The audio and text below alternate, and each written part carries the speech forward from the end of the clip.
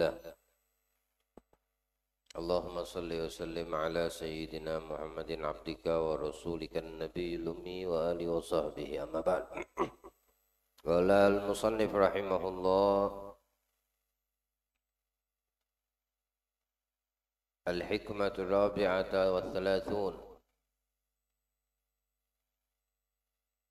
Man nadhara ila dunya bi'ain ra'sihi, siapa orang yang memandang dan melihat dunia, memandang dan melihat dunia akan keindahannya dan apa yang ada di dalamnya daripada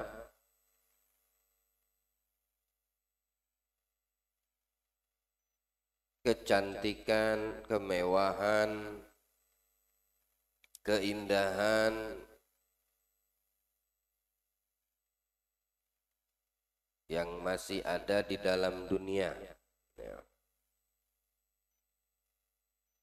Bi'aini ra'sihi, dengan mata, dengan kedua matanya. Mata yang kita gunakan untuk melihat. Mata kita melihat. Saat kita melihat apa yang ada di sekitar kita, semua itu masih dalam posisi kita hidup.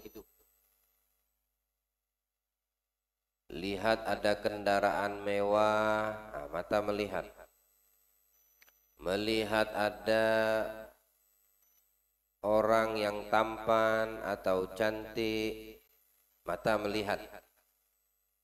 Bangunan-bangunan yang tinggi, mata itu melihat.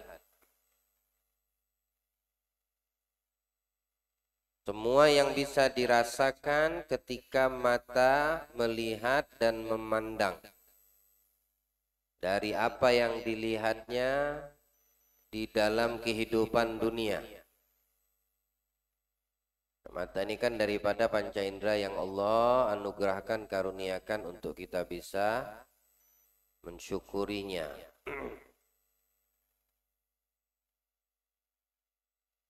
Tapi yang kita lihat dengan kedua mata ini daripada apa yang kita lihat di dalam dunia,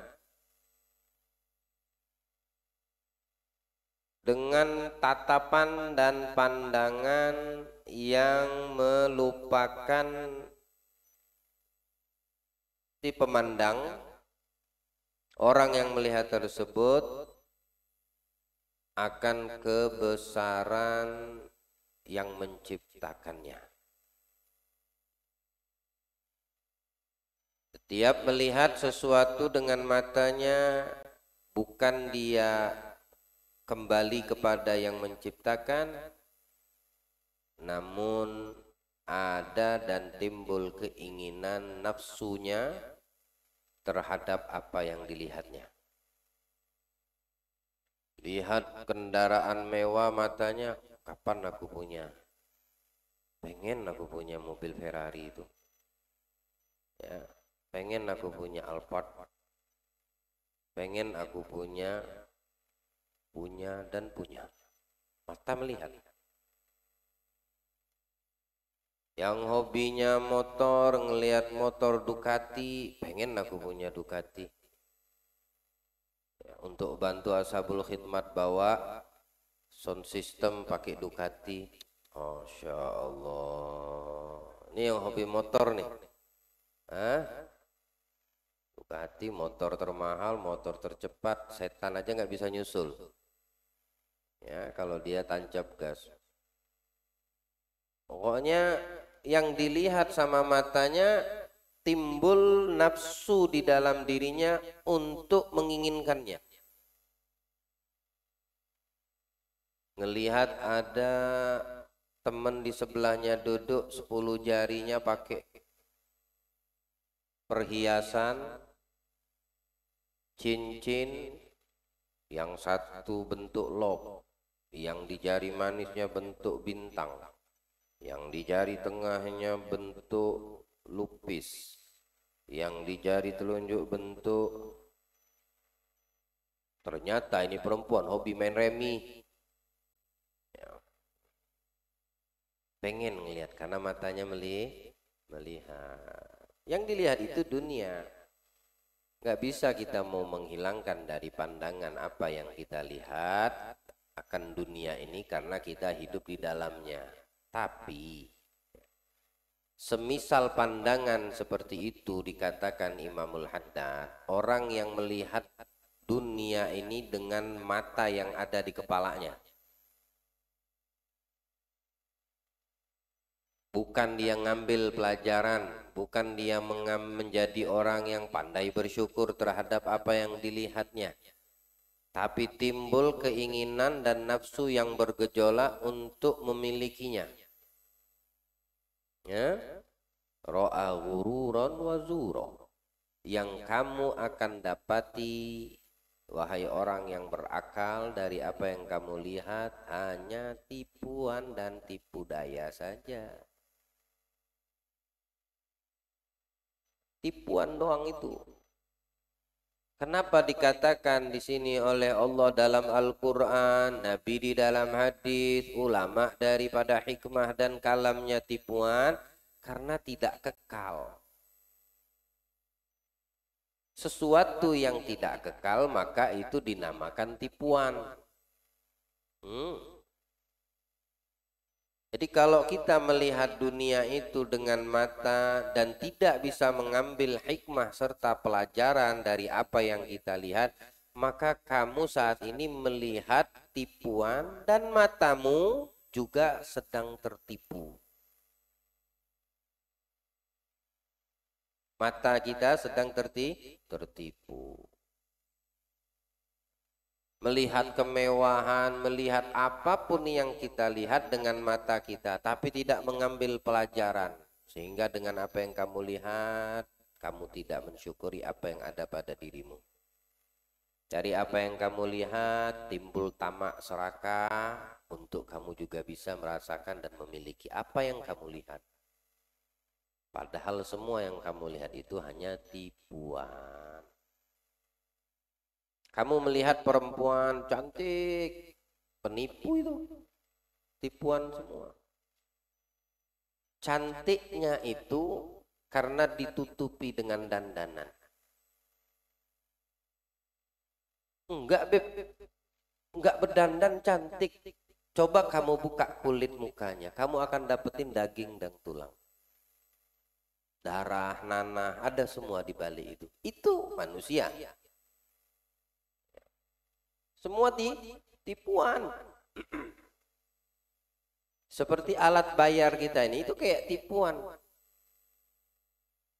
Kalau yang bayarnya itu dulu masih mending, pakai emas, pakai perak, memang sesuatu yang berharga. Sekarang kita bayar pakai kertas. Apa beda dengan monopoli? Loh, kertas yang dibayar. Ini loh kertasnya. Kamu pegang buku itu dari apa bahannya? Dari ini uang. Dibuat tertipu. Tapi dibikin itu seolah-olah berharga. Makanya orang kalau seandainya hilang duit, nangis-nangis dia, gelisah, orang rumah jadi korban semua. Kenapa enggak kamu pikirkan, ya cuma sekedar kertas. Karena kita tertipu dan menjadikan itu sesuatu yang berharga, maka kamu ketika kehilangan ini uang kertas, kamu kebeliangan. Tahu kebeliangan? Hah? Takut, panik, bingung, emosi, ada semua. Padahal itu cuma kertas. Kalau dulu duit pakai emas bayar. Ayo bayangin, kalau kita kehilangan kertas aja kebeliangan, orang dulu bagaimana kalau kehilangan itu alat bayar emas dan perak? Ya. Jadi kalau kita melihat dengan mata kita, semua itu tipuan di dunia ini. Karena tidak ada yang kekal. Semua bakal ditinggal atau dia meninggalkan. Di hikmah yang sebelumnya dunia udah dijelaskan nih sama Imam Al-Haddad. Ya? Cuma ada dua dunia itu. Kalau nggak harta, kedudukan. Dua ini dunia. Hafalkan baik-baik, kita ingat baik-baik. Dunia itu kalau nggak harta, kekayaan, kedudukan. Pengen terkenal, pengen dilihat orang, pengen dihargai, pengen dihormati, pengen dapat kursi, pengen dipuji, pengen banyak pasukan, pengawal, pengen. Nah ini kedudukan ini. Atau harta, pengen kaya, pengen ada ini, pengen itu, pokoknya yang berkaitan sama dikejar, dicari sampai mati-matian. Sehingga apa? Melalaikan dari fardu yang difardukan, kewajiban yang diwajibkan, ibadah yang dianjurkan. Semua itu terbengkalai gara-gara salah satu dari dua ini. Nah, salah satu dari dua atau dua-dua ini dinamakan dunia. Ketika kita melihat itu dengan mata kepala kita, pahami kalau itu hanyalah tipuan. Kemana semua itu ketika engkau kembali ke hadratillah? Tidak kita bawa. Tidak kita bawa. Harta kita tinggal, kedudukan diambil sama orang. Kalau itu kita bawa, ya, itu bukan dinamakan dunia. Makanya orang yang cerdas dari perihal dunia, yang tidak akan dibawa sampai menghadap Allah, tidak juga ditinggalkan olehnya, melainkan dititipkannya kepada yang memberikan dan yang akan memanggilnya, yang akan mengembalikan lagi ini ciptaannya kembali kepada sang pencipta. Dititipin hartanya. Tuh pinter. Pinter nih orang cerdas mukmin yang seperti ini. Walaupun gambarannya dikatakan apa? Bersedekah, mengeluarkan zakat dan lain sebagainya. Itu sebetulnya dia titip, nanti setelah menghadap Allah baru dikasih lagi. Ini engkau titipin kata Allah. Kalau orang yang tidak pinter, nggak cerdas, dia nggak mau melakukan itu, nitip sama Allah, nggak, Anda bisa jaga sendiri. Tahu maksudnya? Bakhil. Anda sendiri yang jaga. Ngapain Anda titip-titip? Mati nggak dibawa. Sampai sono nggak ada sama sekali yang bisa dijadikan kendaraan. Ya, nggak bisa dijadikan itu untuk bayar taksi, Gojek, Grab akhirat. Nggak bisa, nggak ada duitnya. Duitnya ditinggal semua sama dia di dunia. Nah sekarang mau naik kendaraan di sono kan butuh bayar juga. Sama kayak dunia nih. Nanti mau ke Subengkok, mau ke sini naik Grab, naik taksi, ya bayar. Mau bayar pakai daun, ditendangin dia sama sopirnya. Dikeluarin gitu. Di sono juga butuh bayaran. Apa? Ya ini harta yang kamu punya, yang kamu titipkan sama Allah, itulah jadi matiyah. Tahu matiyah itu kendaraan. Ngelewatin Shiratal Mustaqim dia jadi kendaraannya. Ya. Melewati daripada dahsyatnya mahsyar biar cepat sampai, itu jadi kendaraannya. Apa? Hartanya, kedudukan yang bisa dia berikan dengan cara yang adil. Ini cerdasnya orang yang beriman.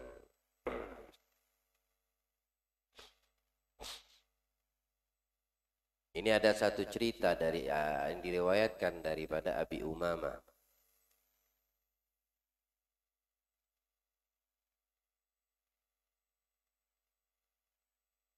Kisah seorang di zaman Nabi bernama Tha'labah bin Hatib.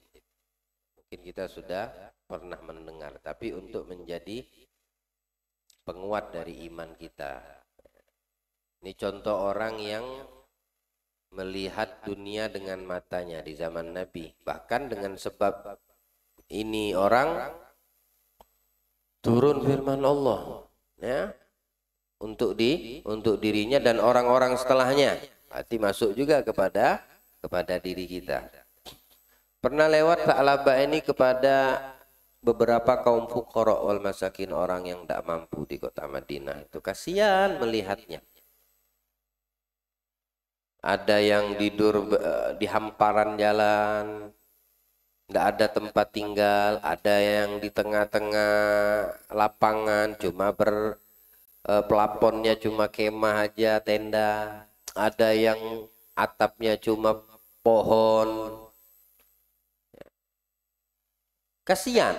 Masya Allah, timbul rasa kasihan itu. Tapi apa mereka itu minta dikasihani? Nah, mereka tidak minta dikasihani. Malah yang kasihan orang lain. Ya memang betul. Makanya orang seperti itu dinamakan miskin. Miskin itu kasihan. Artinya kasihan. Ya. Kalau kita mau mengasihani orang, terlebih dahulu kasihani dirimu terhadap urusan dunia. Terhadap apa yang ada di dalam dirimu, pada dirimu. Kamu kasihani dulu. Baru bisa kamu mengasihani orang. Dengan sendirinya kamu akan kasihan sama orang. Kalau kamu kasihan pada hartamu, ya, kamu kasihan terhadap pada dirimu terhadap hartamu, otomatis kamu akan kasihan sama orang lain. Artinya apa? Kamu mengasihani dirimu akan harta yang ada pada dirimu, kamu tidak menginginkan kecuali secukupnya. Maka sisanya kamu akan kasihani untuk orang-orang yang memang perlu perhatian dan rasa kasih sayang. Kasihani dirimu, artinya kasihani dirimu bukan berarti kamu tambah kikir, tambah pelitnya, tanpa memikirkan orang lain. Ini kasihan nih Tha'labah melihat ini. Datang ke Nabi, ya Rasulullah, ud'u Allah ayyarzuqni malan.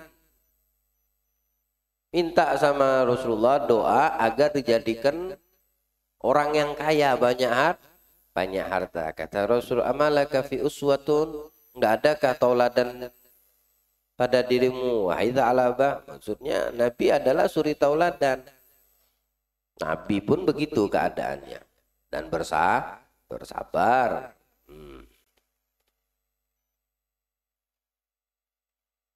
Lalu Nabi memberikan nasihat. Ya Tha'labah, galilun tu'addi syukrahu khairun min kathin la tutigu.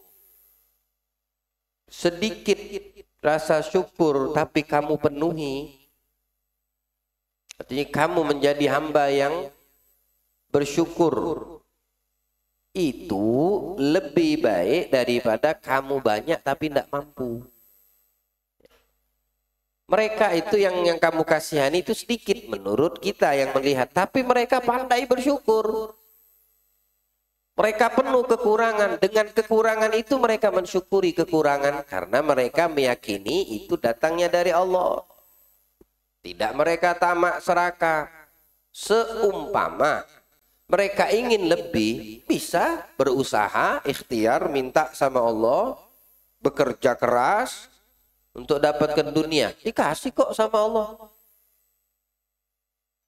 Barang siapa yang menginginkan dunia, kata Allah dalam kami kasih, kata Allah. Tapi di akhirat tak dapat apa-apa. Nah ini janji Allah nih, Rasul Quran. Ya, kamu pengen dunia, kami kasih, kata Allah. Kamu pengen akhirat, kami kasih dan kami tambah. Beda kan dunia, meminta akhirat dengan Allah. Mereka itu walau sedikit pandai bersyukur, kata Nabi. Lah kamu itu sedikit bersyukurlah. Karena nanti kalau banyak kamu tidak mampu, artinya tidak bakal bisa bersyukur lagi. Ini Tha'labah 5 waktu tuh tidak pernah lepas berjamaah di shaf pertama lagi. Sama di belakang Rasulullah. Nanti nggak langsung di belakang di daerah, pokoknya shaf pertama, nggak jauh dari Nabi. Kemudian didoakanlah sama Nabi karena dia mengatakan kasihan tetap sama ini orang-orang fakir miskin ini. Kalau seandainya saya punya harta lebih banyak, ya akan saya bantu ya Rasulullah. Akan saya penuhi hak-hak saya untuk mereka ini. Didoakan sama Nabi. Ya, didoakan sama Allahumma rzuq Tha'labah malan. Ya Allah, rizkikan untuk Tha'labah harta. Dan dia punya 2 ekor kambing beranak, bertumbuh anak cepat betul Allah kasih cepat. Kandangnya itu penuh, tidak muat, sewa kandang tetangga, sewa, bayangin, tidak muat, sewa lagi kandang sebelahnya rumahnya. Tak muat lagi sampai berujung Tidak muat satu kota Madinah. Kambing peliharaannya, ternaknya. Taruhnya di mana? Di balik gunung, di belakang kota Madinah. Di luar kota Madinah sudah. Di wadi satu lembah, luas, jauh mata memandang. Kambing semua isinya. Punya satu orang, Sa'labah. Yang tadi dia 5 waktu berjamaah sama di belakang Rasul, cuma hadir zuhur dan asar. Wal Jum'ah. Sisanya, dia jadi imam, kambingnya jadi makmum.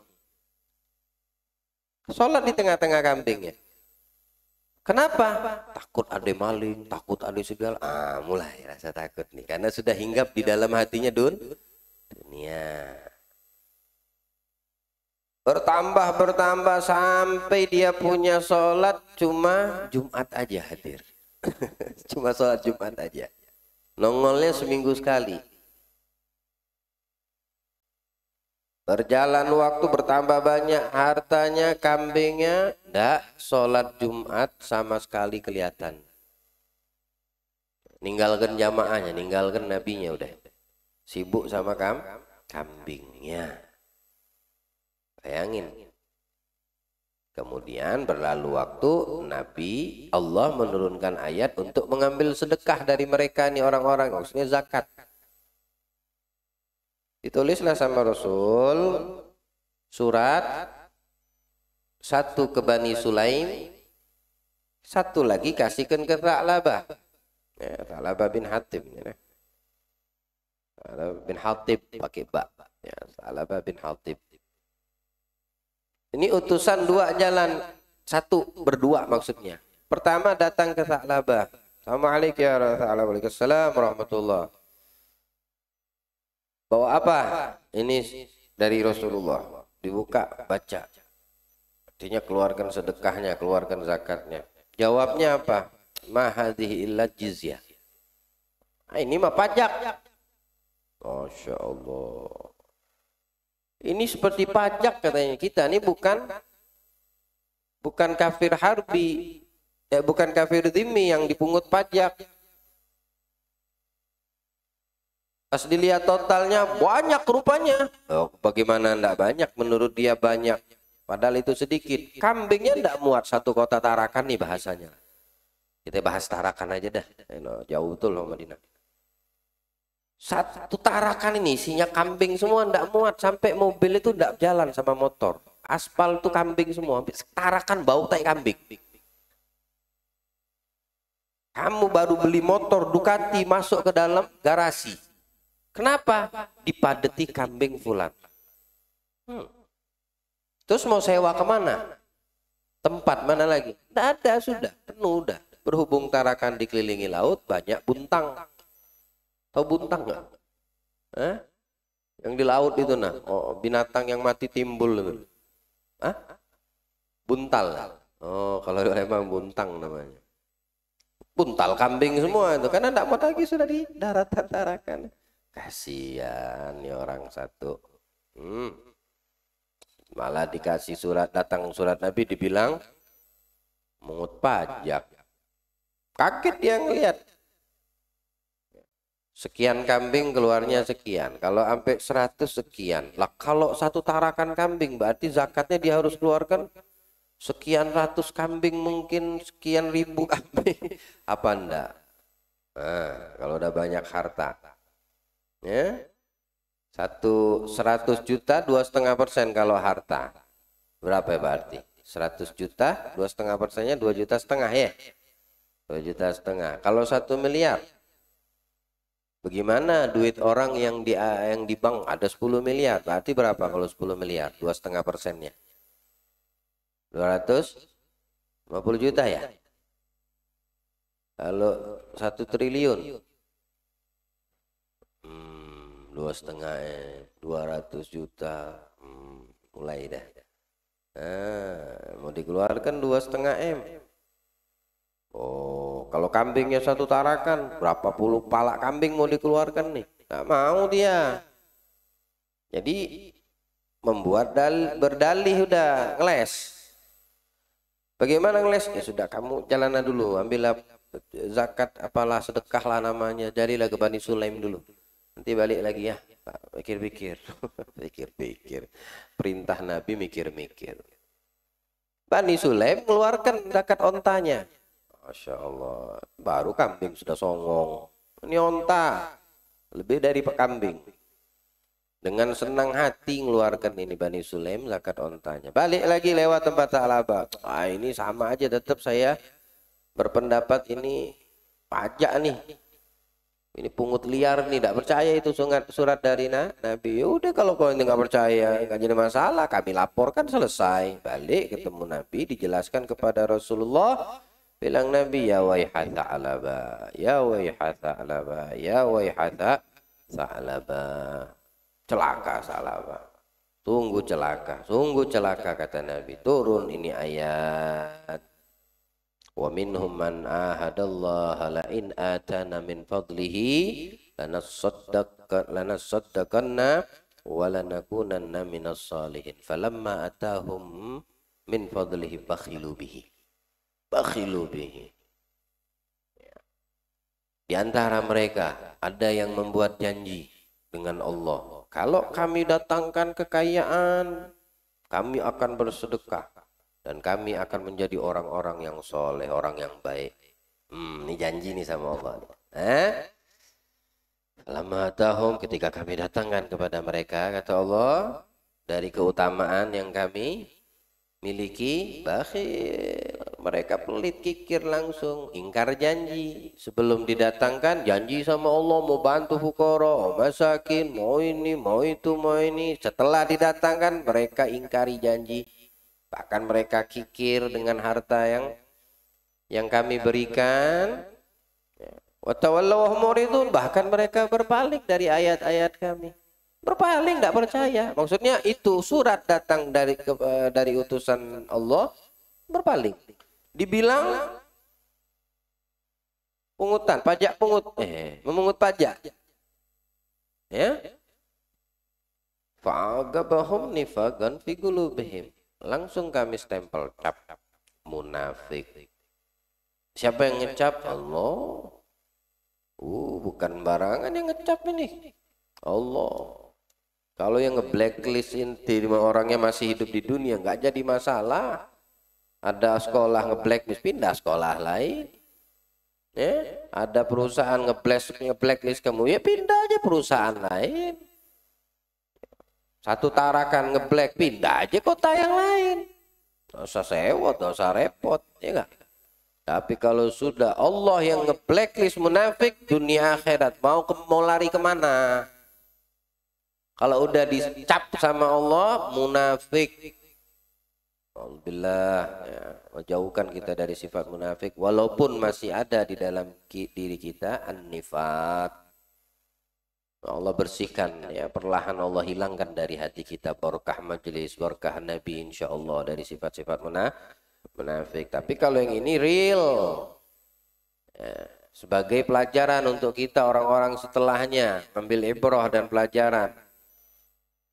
Jangan pernah ingkar janji dengan apa yang kita janjikan dengan Allah. Ini niat baik kita itu janji sama dengan Allah. Jangan pernah diingkari, wa illa ini gambarannya. Fa'agabahum fi qulubihim anifagan fi qulubihim ila yaumi yalqaunahu, sampai nanti hari ketemu dengan kami yaumul hisab. Dunia akhirat dia nih munafik. Kebetulan ketika itu ayat turun dan dibacakan Nabi, ada salah satu dari keluarga Sa'labah dengar. Langsung dicari Sa'labah, disampaikan. Celaka kau Sa'labah, turun ayat untuk dirimu, atas apa yang kau lakukan. Kaget dia. Cepat-cepat datang ke Nabi. Ya Rasulullah, ana minta maaf, ini anak keluarkan. Enggak, kata Nabi. Aku kira ini cuma rekayasa mereka aja yang bawa surat. Nah, sekarang aku keluarkan zakat ya Rasulullah. Nah, kata Nabi, Allah mencegah untuk menerima, melarangku untuk menerima apa yang datang darimu. Sedekahmu, zakatmu. Tidak lagi diperbolehkan, kata Allah, untuk diterima. Diambil tuh tanah, nyesel, hambur semua di kepala, di badannya. Sampai nangis. yahutsu turab ala ra'si faqala sallallahu alaihi wasallam. Lalu Nabi mengatakan, hadza amaluka. Kamu yang berbuat. Ini akibat ulahmu, kata Rasul. Amartuka falam tuti'ni, ya. Aku udah perintahkan, kau tidak taati, kata Rasulullah. Kau yang berbuat, kau punya ulah sendiri, ya Ta'ala.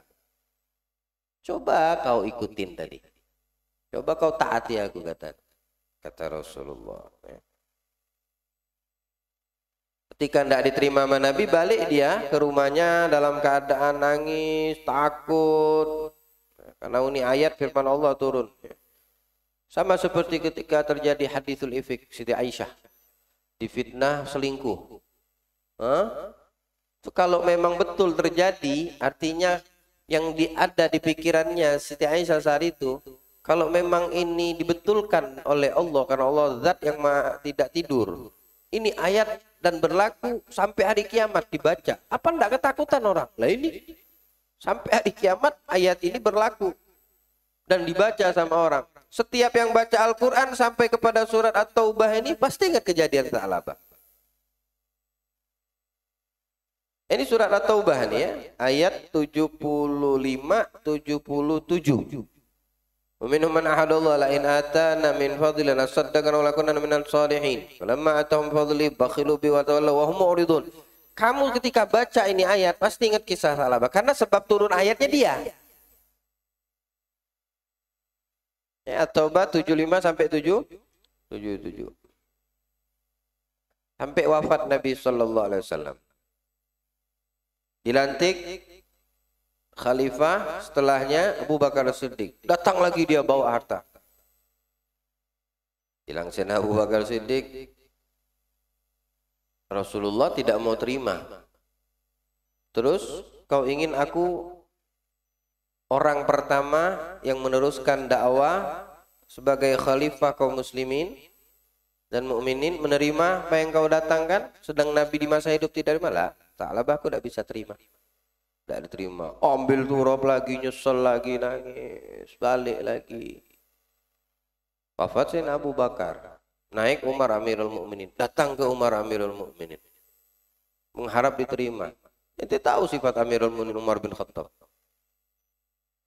Abu Bakar tidak menerima, Rasulullah tidak menerima. Kau berharap aku menerima? Kalau seandainya di zaman di Rasulullah masih hidup, aku diizinkan penggal pala, aku penggal pala.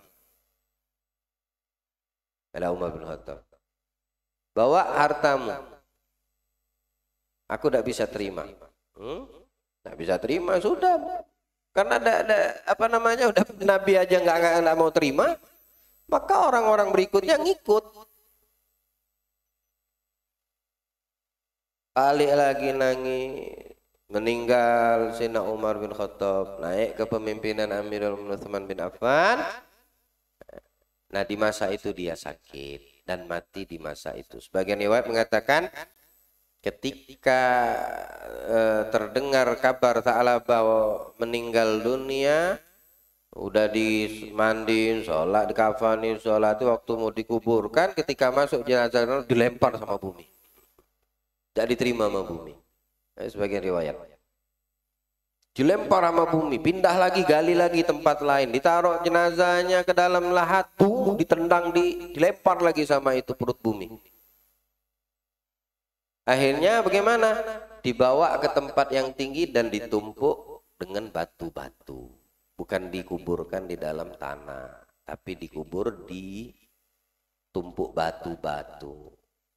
Jauh daripada manusia tempatnya, dijauhkan memang sengaja. Kalau enggak nanti bau, ya, bangkai manusia itu paling bau daripada makhluk ciptaan yang lain. Bahkan belatung manusia ini paling gede dari belatung binatang yang lain, sekalipun badan binatangnya gede, belatungnya kecil. Kita badannya kecil, belatung yang keluar dari badan kita, masya Allah, kayak kelingking gede-gedenya itu, ya. Kenapa? Karena nafsu kita terlalu gede mungkin, jadi belatungnya juga sehat. La ilaha illallah. Nah, jadi seperti itu ya. Selalu para ulama kita ini memberikan yang terbaik karena mereka mengambil dari zat atau sosok manusia yang terbaik. Dan Allah zat yang menginginkan kebaikan, maka fahami. Ya. Dalam qasidah yang Imam Haddad mengatakan dalam sebuah syairnya, biasa kita baca waktu kita ziarah atau selesai khataman majelis, ala ya Allah binadhara. Ya. Ala ya Allah binadhara.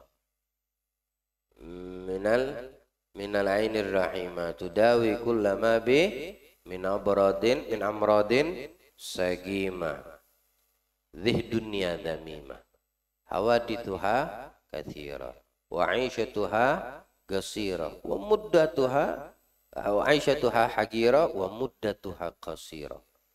Ini dunia, kata Imam Haddad. Kalau tidak harta kedudukan.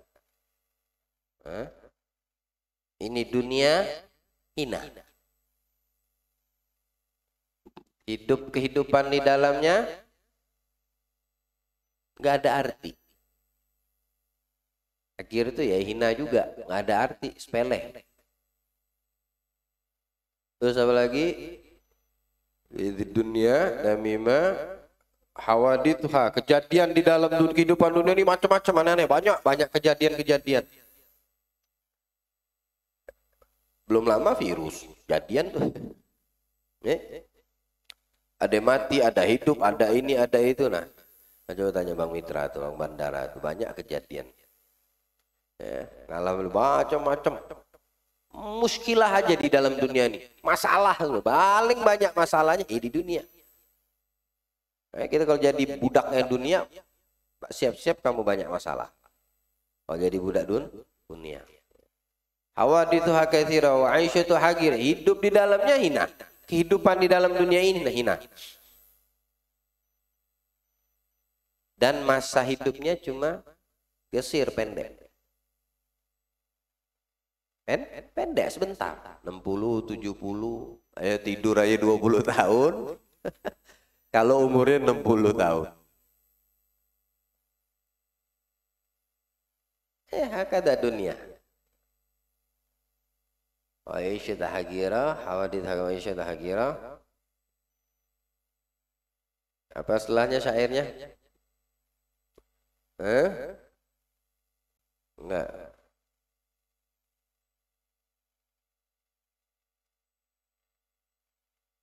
Apa ya? Ada yang ingat? Ada yang hafal?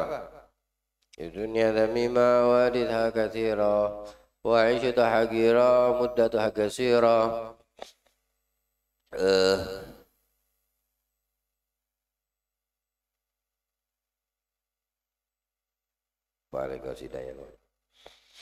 Alhasil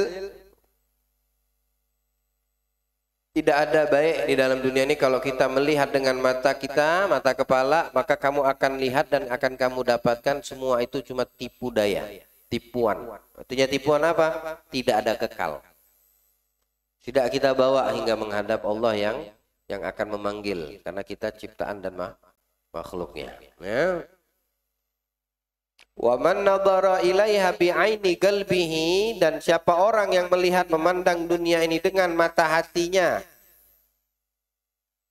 dia melihat dengan hakikat sesuatu dengan hatinya. Ra'a habaan manturo. Lain kalau orang punya pandangan yang bagus. Kalau melihat dengan mata zahir, ya gitu, tipu daya kamu akan dapetin. Tapi kalau melihatnya dengan batin, dengan mata hatimu, kamu akan dapatkan dunia ini apa? Sia-sia. Sifatnya sih sia-sia. Tidak ada artinya. Gubar. Tahu seperti gubar itu seperti lubang kecil tuh, kalau pagi hari ada tembus matahari, cahaya matahari ke dalam lubang tadi, atau celah-celah yang kecil. Kamu akan dapetin di sinar cahaya tadi itu kayak ada yang berterbangan. Debu tuh ya. Seperti itulah sia-sia. Bubar. Kalau orang melihatnya dengan hatinya. Ya Allah. Yang seperti ini dibangga-banggain. Yang seperti ini dikejar. Yang seperti ini orang berani mempertaruhkan nyawanya. Bahlul, kasihan, miskin tuh perlu dikasihan yang seperti itu. Sudah tahu gambarannya seperti ubar, debu yang berterbangan, di sisi Allah nggak ada nilai. Banyak ayat-ayat Al-Quran yang menjelaskan tentang itu. Di antaranya ilamu annamal hayatud dunya la'ibun wa lahu zinatun fakhurun bainakum bil amwal takatsur bil amwal wal aulad kamatsali ghaithin ajabal kuffar. Ya, kalau orang kafir melihat dengan mata, makanya mereka ingin bermewah-mewah, hidup nyaman, segala sesuatu ada, mati dibawa hartanya. Sudah pentakziah kabur, dikeduk lagi sama orang-orang yang tahu. Dulu di Palembang kayak gitu. Kalau udah Cina mati, bawa harta, bawa AP, bawa emas, bawa itu, tunggulah malam. Besok kebongkar semua itu sama orang di sekitar warga. Makanya sekarang diganti sama mereka. Ya. Misalnya bawa mobil, kardus saja gitu. Tapi gambar mobil. Ya kan keyakinan mereka, ya silakan reinkarnasi. Mereka punya keyakinan reinkarnasi apa? Nanti di sono butuh kendaraan, butuh uang, makanya bawa harta waktu mati. Ya, itu paham mereka. Tapi kita orang beriman tidak seperti itu ya. Orang beriman tidak seperti itu. Mal hayatud dunya illa mata'ul ghurur. Ini kan binasil Quran semua. Dengan nas dari firman Allah Subhanahu wa taala. Atau mencintai kedudukan, suka kepopuleran, terkenal, dihormati, banyak pengikutnya, banyak jamaahnya, banyak muridnya. Itu termasuk dunia kalau dia salah niat.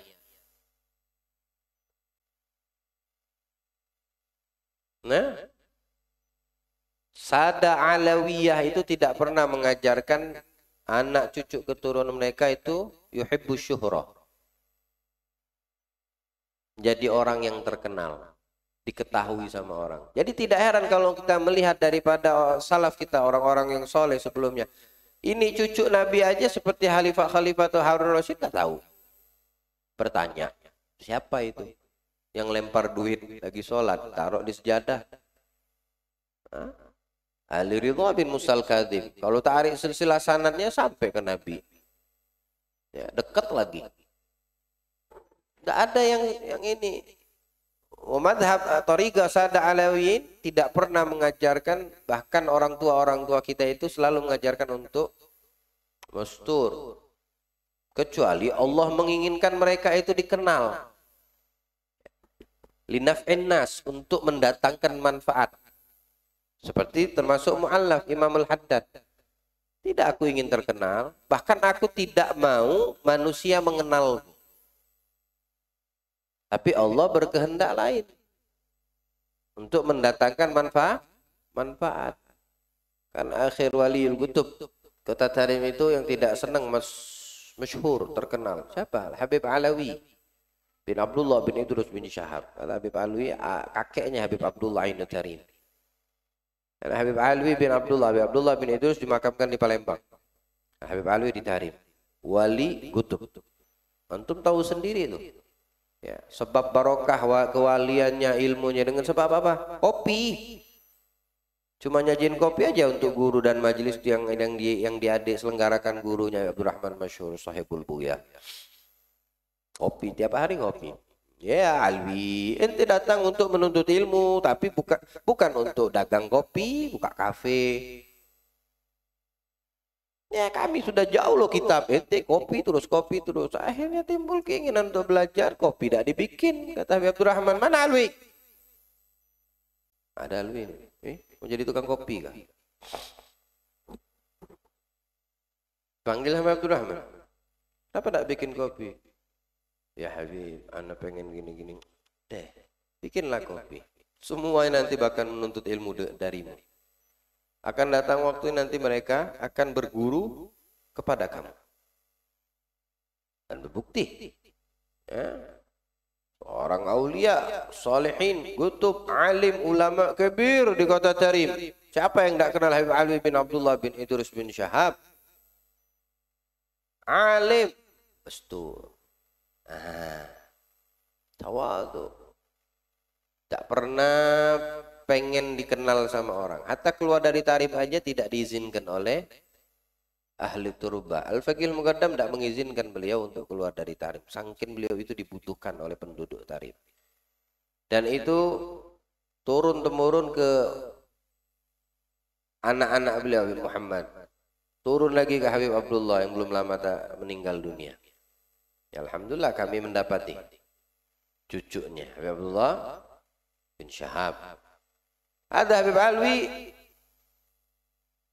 hati yang selalu terkoneksi dengan Al-Quran. Hatta tidurnya baca Quran. Tidur ya baca Quran. Nah capek beliau dan minta tolong dipijitin kakinya kayak kepas gitu. Masa tuanya sama salah satu khaddamnya. Sambil pijitin tidur. Tidurnya itu ngaji. Ini muridnya ini khaddamnya nyimak. Terbangun, loh masih di sini, masih mijitin. Ya Habib, bagaimana mau meninggalkan antum? Antum tidak juga buwasiat, kalau anak tidur, pulanglah. Kalau antum bilang seperti itu, antum tidur tadi, anak pulang. Tapi ada hikmah.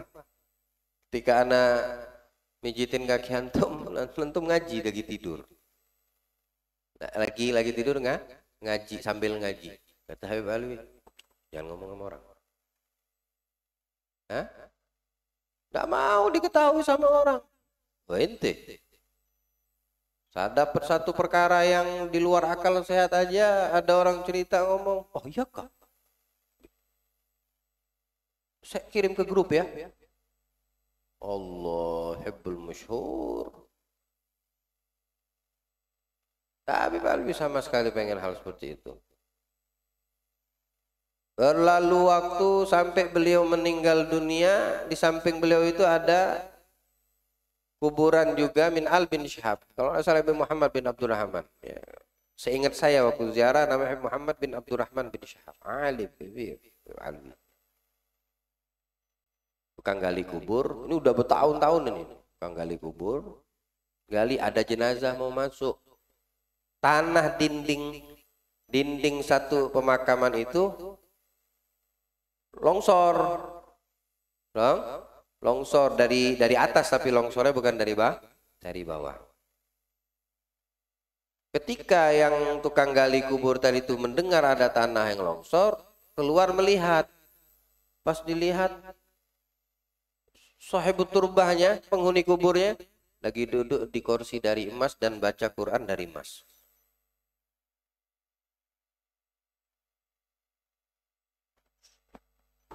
Tutup lagi tanahnya. Jangan ngomong sama orang. Kalau ente ngomong, tidak lama ente meninggal. Di alam barzahnya aja tidak mau diketahui. Mestur. Ada Habib Ali bin Syihab. Ente bisa dapatkan kisah ini Tuhfatul Ahbab, nama kitabnya. Ya.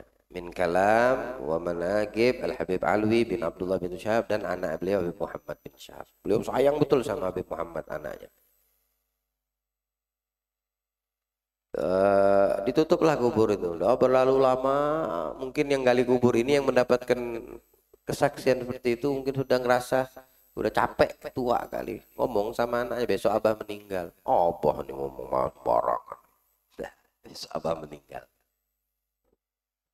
Nah, abah mau cerita ini. Kemarin sekian tahun yang lalu ada kuburan. Abah gali mau masukin jenazah, longsor, oh diceritain walhasil. Ini ada Habib Alwi lagi duduk di kursi dari emas, singgasana emas, baca Quran dari emas. Beliau bilang kalau abah ceritakan ini ke orang lain, tidak lama abah meninggal. Tapi salah prediksi juga. Lebih cepat prediksinya Habib Alwi. Dia ngomong tidak lama, besok abah meninggal. Kalau versi Habib Alwi, tidak lama kamu meninggal. Habis cerita meninggal. Tapi dia ngomong ke anaknya besok abah meninggal. Nggak nunggu besok. Habis selesai cerita meninggal. Tambah kaget lagi anaknya. Kata, nggak mau terkenal. Ya, nggak pernah dididik untuk masuk. Kecuali Allah yang menginginkan hal tersebut. popularitas dan sebagainya. Itu thariqah alawiyin. Ya, bagi yang paham. La ilaha illallah. Maka jangan lihat dunia itu dengan matamu, kau akan hanya dapatkan itu hanyalah tipu daya. Kau lihat dengan hatimu, sia-sia. Daripada melihat itu, ya, alangkah baiknya kau melihat kekurangan yang ada di dalam diri kita. Itu lebih baik. Ketika melihat dunia, kau mulai punya hati bergejolak. Lihat kepada dirimu. Dunia hina, nggak ada gunanya. Untuk apa yang lihatmu dengan mulia-muliakan, mengagungkanmu, tapi tidak juga aku bisa mendapatkan. Aku cuma bisa tulul amal, panjang angan-angan. Dengan melihatmu panjang angan. Tepis langsung, tepis. Jangan dibiarkan itu berada di dalam hati kita, ya. Nabi SAW memberikan perumpamaan mad dunya illa mithlu ma yaj'alu ahadukum isba'ahu fil yami falyanzur bimadza yarji. Perumpamaan dunia ini seperti kamu masukkan salah satu jarimu ke air laut, ke lautan. Di situ kamu ambil. Basah semua kah badan? Yang basah ya jari-jari yang kamu masukkan aja. Satu jari ya satu jari. Yang basah itu dunia. Akhirat lautannya. Akhirat lautannya itu seluas mata kamu itu akhirat. Dunia yang basah dari satu jari yang kamu masukkan. Ketika kamu kembalikan itu jari, yang basah itulah dunia. Dikejar sama orang. Direbutin sama orang, membunuh gara-gara dia ini satu jari jadi rebutan makhluk di dunia. La ilaha illallah. Nah, boleh kita jangan tertipu dengan hal-hal nikmat yang sifatnya sementara. Maghrib Isya, hidupkan waktu itu untuk dengan ibadah, dekat sama Allah, tilawatil Quran.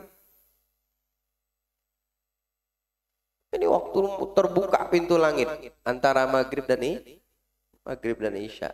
Makanya para ulama kita, bahkan Nabi mengajarkan para sahabat itu main pedang di masjid antara maghrib dan Isya. Yang belum bisa tahu tata cara berperang, diajarin antara maghrib dan Isya. As-salafun as-salihun menghidupkan antara maghrib dan isya, entah tilawatil Quran atau qiraatul kitab atau ta'lim. Lah kita sibuk sama TV, kagak ada TV mah HP antara maghrib dan isya.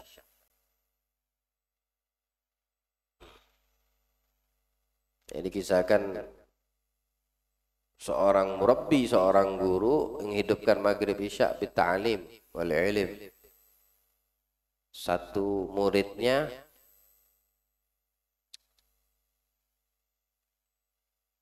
dia mendengarkan dan menyaksikan seolah-olah malaikat turun mendatanginya dan mengatakan, kamu mendapatkan kemuliaan dari Allah untuk setiap hari antara maghrib dan isya bisa masuk ke dalam surga. Antara maghrib isya aja. Ini murid tadi. Oh, senangnya bukan main nih. Siapa kamu? Ana malaikat utusan Allah. Padahal ini syaitan menyerupai sosok malaikat. Oke. Ya, betul nggak? Iya. Tapi kemuliaan yang kau dapatkan cuma sebentar. Ya, tidak selama-lamanya. Karena untuk menimbulkan kerinduanmu terhadap akhirat dan surga. Maka dikasih Allah waktu cuma sebentar. Berapa? Kurang lebih 1 jam. Mulai besok aku akan datang jemputmu sesaat sebelum adzan maghrib. Dan setelah adzan isya selesai kamu kirim balik lagi ke dunia. Marhaba. Nunggu dia besok. Datang. Betul datang malaikat tadi. Dibawa sama dia. Wow, nikmat surga ada semua. Pengen ini, pengen itu, buahnya, oh macam-macam. Cuma waktunya sejam. Habis sisa dikirim balik, ayah sudah habis waktunya. Ya, ini sudah perjanjian. Habis maghrib sampai isya balik dunia. Nanti besok aku jemput lagi. Orang tiap hari kayak gitu. Sehari, 2 hari, 3 hari, 4 hari. Lihat sama gurunya ini merobbinya. Mana muridku satu ini tak pernah hadir majelisku lagi. Ya, mana tidak pernah hadir majelis lagi. Siapa merabbi? Ya, diperhatikan betul sama dia. Ini syekh yang Masya Allah. Bukan guru doang. Kalau guru mah ngajar habisnya selesai. Tapi kalau ada yang dicari lihatnya tidak kelihatan kemana, ditanya sama dia. Kok jarang hadir? Sakitkah? Sehat? Ada murabbi. Kamu salah ditegur sama ada murabbi. Ini murid 4 hari 5 hari tidak kelihatan kemana? Tidak pernah hadir majelis maghrib isya lagi. Oh, ada urusan penting, anak tidak bisa cerita. Kata gurunya. Adek guru ente kenapa tidak mau cerita? Mulai tidak enak-enak hati gurunya ini, ngerasa dia. Ya? Perasaan guru itu sama seperti orang tua. Bahkan lebih tajam lagi kalau memang ya, terhadap muridnya ya, kalau memang ruh mereka satu sama lain mempunyai hubungan. La ilaha illallah. Cerita nah, anak tidak bisa cerita, ini rahasia. Ceritalah. Baik anak cerita, tapi wahai guru tolong jangan kasih tahu orang lain, cukup anak sama engkau saja. Marhaba. Anak didatangi malaikat dan Anas dapat kemuliaan dengan izin Allah. Setiap hari boleh ke surga, tapi cuma waktunya terbatas. Ya ini antara maghrib dan isya. Mulai sadar, ngeh si guru ini. Tidak ada waktu lain. Meskipun waktunya waktu maghrib isya, iya. Oh, besok kalau malaikat itu tak datang lagi, kamu ya dibawa ke surga, jangan mau sejam. Berlama-lama di sana. Bahkan kalau bisa jangan keluar lagi. Karena orang kalau udah masuk surga, tak bakal keluar. Oh iya juga kata si murid tadi ya. Kenapa cuma sejam? Alhasil datang ini setan tadi yang wujud malaikat. Jalan, bismillah. Habis waktu maghrib, ayo pulang kata saya. Tidak mau anak. Loh, nggak bisa. Waktunya udah habis. Anak mau anak, tetap anak mau di sini. Anak mau selamanya. Mulai ngotot ini si murid tadi. Ente sudah ngingkarin janji, kan perjanjian kita waktu cuma sekitar sekian aja. Nggak mau, orang mau di surga itu udah bakal keluar. Siapa yang udah mau masuk surga terus mau keluar? Tapi ini perjanjian, anak nggak mau janji. Ya udah kata si setan ini tadi. Kalau emang ente mau bertahan, ya udahlah, serah ente. Ditinggal sama si setan. Sejam isya sampai subuh, matahari terbit, sudah ada cahaya keluar. Di mana? Di TPS sana. Ya, tempat pembuangan sampah. Dia di atas tumpukan sampah. Lalu nikmat surga yang dimakannya apa? Kagak dia, langsung dia datang ke gurunya cerita. Kata gurunya, kamu diketawa ya sama syaitan. Ya. Dia ngikik ngeliat kamu. Ya. Diketawai kamu sama syaitan. Tidak usah kamu dengarkan lagi bisikan seperti itu. Walaupun berupa malaikat, dia cuma ingin memalingkan kamu dari mulianya waktu maghrib dan isya. Dan dari mulianya kamu hadir majelis. Ngapain kamu jauh-jauh mau ke surga? Ini majelis taman di antara taman surga seperti sabda Nabi. Idza marartum biyadil jannah farta'u. Kalau lewat taman surga mampir singgah. Ya. Kamu langsung mau masuk ke surga tapi kamu masih hidup. Ujung-ujungnya kamu berada di tempat sampah. Kamu diketawai sama syaitan. Surga yang sebetulnya sudah kamu duduk di dalamnya malah kau tinggalkan, kata guru. Dosa sini aja, kata guru. Jangan kau dengarkan lagi. Oh, malu-malu dia sama gurunya. Ya, malu-malu. Awal tadi apa namanya? Kumpau betul. Ini rahasia guru. Aneh nggak enak kalau cerita sama siapapun. Seolah-olah ketemu malaikat itu, la ilaha illallah. Allah muliakan kita insya Allah. Ya, Allah jadikan hubungan kita dengan Allah semakin kuat dengan Rasulullah Sallallahu Alaihi Wasallam, semakin kuat dengan aslafun salihun, ulama, dengan orang-orang soleh. Diputuskan daripada dunia dari hati kita, keinginan tamak terhadap dunia tidak terkecuali kita mengambil dari apa yang kita lihat hanya pelajaran untuk kita menjadi hamba yang lebih beriman dan bertakwa, dan Allah keluarkan dari hati kita hubbud dunia, dan Allah tanamkan di hati kita hubbul akhirah, hubbus salihin, hubbul aulia, hubbun nabiyyin, hubbus siddiqin, hubbus sulaha, hubbul mu'minin. Insyaallah kita menjadi hamba-hamba Allah yang senantiasa bersyukur dengan sedikit dan menjadi hamba-hamba Allah yang dijauhkan dari fitnah dunia. Amin ya rabbal alamin. Sallallahu alaihi wasallam Muhammadin wa alihi wasallam. Alhamdulillah rabbil alamin. La ilaha